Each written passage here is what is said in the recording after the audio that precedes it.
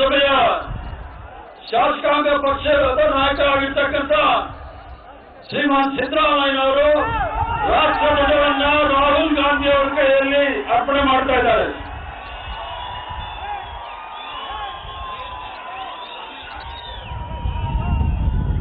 ಕ್ಷಮಿಸಬೇಕು, ತಮಿಳುನಾಡಿನ ಶಾಸಕಾಂಗ ಪಕ್ಷದ ನಾಯಕರಾಗಿರ್ತಕ್ಕಂಥವರು ರಾಹುಲ್ ಗಾಂಧಿ ಅವರಿಗೆ ತಮಿಳುನಾಡಿನಿಂದ ಬಂದಿರ್ತಕ್ಕಂಥ ರಾಷ್ಟ್ರಧ್ವಜವನ್ನ ರಾಹುಲ್ ಗಾಂಧಿ ಅವರ ಕೈಯಲ್ಲಿ ಅರ್ಪಣೆ ಮಾಡ್ತಾ ಇದ್ದಾರೆ.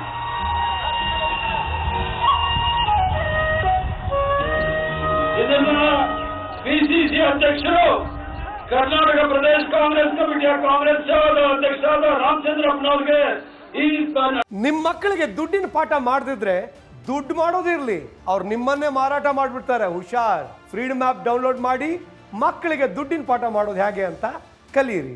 ರಾಷ್ಟ್ರೀಯ ಧ್ವಜವನ್ನ ಅರ್ಪಣೆ ಮಾಡ್ತಾ ಇದ್ದಾರೆ.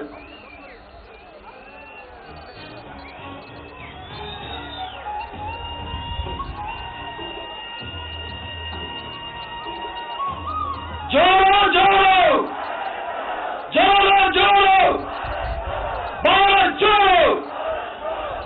ಧನ್ಯವಾದಗಳು. ಇವತ್ತು ಚಾಮರಾಜನಗರದಲ್ಲಿ ಗುಂಡ್ಲುಪೇಟೆಯಲ್ಲಿ ಒಂದು ಐತಿಹಾಸಿಕ ದಿನ.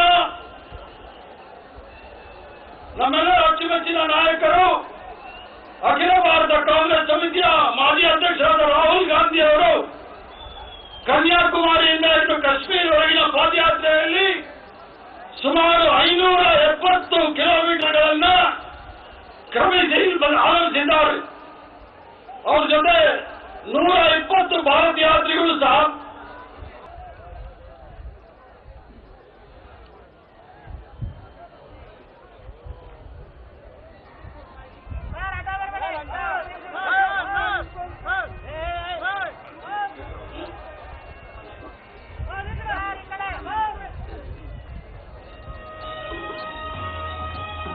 ದೇವನೂರು ಮಹಾದೇವ್ ಅವರ ಜೊತೆ ಯೋಗೇಂದ್ರ ಯಾದವ್ ಮತ್ತು ಬಾಂಬೆಯ ಹೈಕೋರ್ಟ್ನ ಮಾಜಿ ನ್ಯಾಯಾಧೀಶರಾಗಿರ್ತಕ್ಕಂಥ ಕಲ್ಸೆ ಪಾಟೀಲ್ ಅವರು, ಬಹಳಷ್ಟು ಜನ ಚಿಂತಕರು, ಬರಹಗಾರರು ಈ ಒಂದು ಸಮಾರಂಭಕ್ಕೆ ಬಂದು ರಾಹುಲ್ ಗಾಂಧಿ ಅವರಿಗೆ ಸಂಪೂರ್ಣವಾದ ಸ್ವಲ್ಪ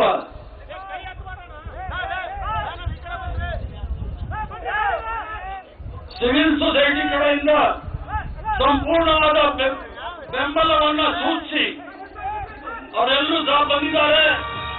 ಅವರು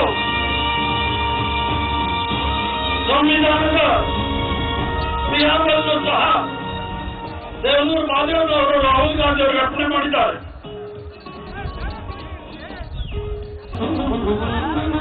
ನಿಮ್ಮ ಮಕ್ಕಳಿಗೆ ದುಡ್ಡಿನ ಪಾಠ ಮಾಡದಿದ್ರೆ ದುಡ್ಡು ಮಾಡೋದಿರ್ಲಿ, ಅವ್ರು ನಿಮ್ಮನ್ನೇ ಮಾರಾಟ ಮಾಡಿಬಿಡ್ತಾರೆ. ಹುಷಾರ್. ಫ್ರೀಡಮ್ ಆಪ್ ಡೌನ್ಲೋಡ್ ಮಾಡಿ ಮಕ್ಕಳಿಗೆ ದುಡ್ಡಿನ ಪಾಠ ಮಾಡೋದು ಹೇಗೆ ಅಂತ ಕಲಿಯಿರಿ.